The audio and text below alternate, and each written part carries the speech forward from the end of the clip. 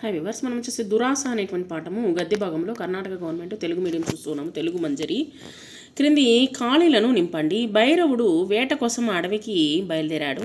మొదలు నరికిన చెట్టుల నేలకూలి మరణించాడు. ఆ అడవిలో దీర్ఘారావం అనేటువంటి పేరు గల నక్క ఉన్నది.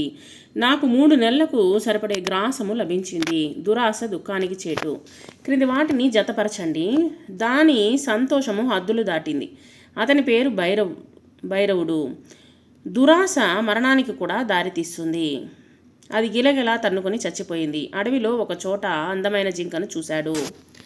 ఈ విధంగా మీరు జత చేయండి. తర్వాత వచ్చేసి క్రింది పదాలకు మాటలకు వ్యతిరేక పదాలను రాయండి. ధైర్యము అధైర్యము, ప్రధానము అప్రధానము, ధర్మము అధర్మము, సత్యము అసత్యము, సాధ్యము అసాధ్యము. తర్వాత క్రింది పదాలను విడదీసి రాయండి. కటకం అనే, కటకము ప్లస్ అనే, అత్యాస అతి ప్లస్ ఆశ. ఇక్కడ క్రింది ప్రశ్నలకు ఒక్కొక్క వాక్యంలో జవాబులు రాయండి. వేటగాడు పేరు ఏమిటి? వేటగాడి పేరు భైరవుడు. వేటగాడు ఏ పట్టణంలో ఉండేవాడు? వేటగాడు కళ్యాణ కటకం అనేటువంటి పట్టణంలో ఉండేవాడు. వేటగాడు లేడిని ఎలా వేటాడాడు? అడవిలో ఒకనాడు ఒక చోట జింకను చూశాడు. దానిని వేటాడడానికి కుచ్చు పెట్టి చెట్టు మీ మాటున నక్కి చూస్తూ ఉన్నాడు. కొంతసేపటికి జింక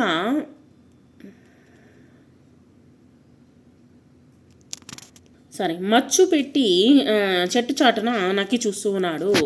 కొంతసేపటికి జింక అక్కడికి వచ్చింది. వేటగాడు దాన్ని చూసి సంతోషించి విల్లును ఎక్కుపెట్టి బాణంతో గురి చూసి కొట్టాడు. భైరవుడికి దారిలో ఎదురుపడింది. భైరవుడికి దారిలో నడిచి వచ్చేటువంటి కొండలాగా ఉండేటువంటి ఒక బలిసినటువంటి సూకరము అంటే పంది అనమాట ఎదురుపడింది. నక్క పేరు ఏమిటి? నక్క పేరు దీర్ఘారావము. క్రింది ప్రశ్నలకు 4-5 ప్రశ్నలకు జవాబులు రాయము. 4-5 వాక్యాల్లో జవాబులు రాయము. వేటగాడు వేటకు తనతో వేటిని తీసుకువెళ్ళాడు. వేటగాడు వేటకు తనతో పాటు వాళ్ళ ఊరులు, ధనుర్బాణాలు, చిక్కం తర్వాత మొదలైనటువంటి సాధనాలను వేటకు తీసుకుని వెళ్ళాడు. పందిని చూసి వేటగాడు ఏమనుకున్నాడు? భైరవునికి దారిలో నడిచి వచ్చేటువంటి కొండల ఒక బలిసినటువంటి సూకరము ఎదురుపడింది అంటే పంది ఎదురుపడింది. ఆహా, ఏమి నా భాగ్యము, మరొక మంచి ఆహారం దొరికింది, వేచినటువంటి వేళా విశేషము ఇదేనేమో అని సంతోషించాడు. అడవి పంది ఏం చేసింది? భైరవుడు వింటినారిని సాధించి గురి చూసి బాణంతో ఆ వరాహాన్ని కొట్టాడు.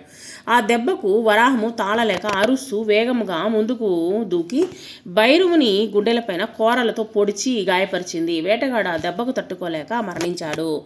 ఎదురుపడినటువంటి ఆహారం చూసి నక్క ఏమనుకుంది? ఎదురుపడినటువంటి లేడీ, వేటగాడు, పంది, పాము, మృతకలేబరాలను చూసి ఎంతో ఆనందపడింది నక్క. దాని సంతోషానికి హద్దులు దాటింది. పుష్కలముగా ఆహారము లభించినందుకు ఎగిరి గంతు వేసింది. నక్క ఎలా మరణించింది? నక్క ఇలా అనుకోవడం మొదలుపెట్టింది. 3 నెలలకు సరిపడే ఆహారం దొరికింది. నా ఆకలిని ఈ వింటి నరంతో వచ్చేసి ఆకలి తీర్చుకుంటాను అని గట్టిగా అత్యాశ కలిగినటువంటి ఆ నక్క అనుకుంది. అలా అనుకున్నటువంటి నక్క వెంటనే విల్లుకు బిగించినటువంటి కట్టినటువంటి నారిని ఒకవైపున కొరికింది. అంతే, ఇకేముంది, వంగి ఉన్నటువంటి వింటి బద్ద నక్క రొమ్ములో గుచ్చుకుంది. వెంటనే ఆ నక్క బాధతో రోదిస్తూ విలవెల తన్నుకుంటూ అక్కడే క్రిందపడి మరణించింది. ఈ కథను బట్టి మీరు గ్రహించిన నీతి ఏమిటి? పుష్కలంగా ఆహారం దొరికినా తినకుండా దురాశపడడం వల్ల నక్క తన చావుకు తానే కారణమైంది. దురాశ మరణానికి కూడా దారితీస్తుంది అనేటువంటి నీతిని ఈ పాఠం ద్వారా అర్థమైంది.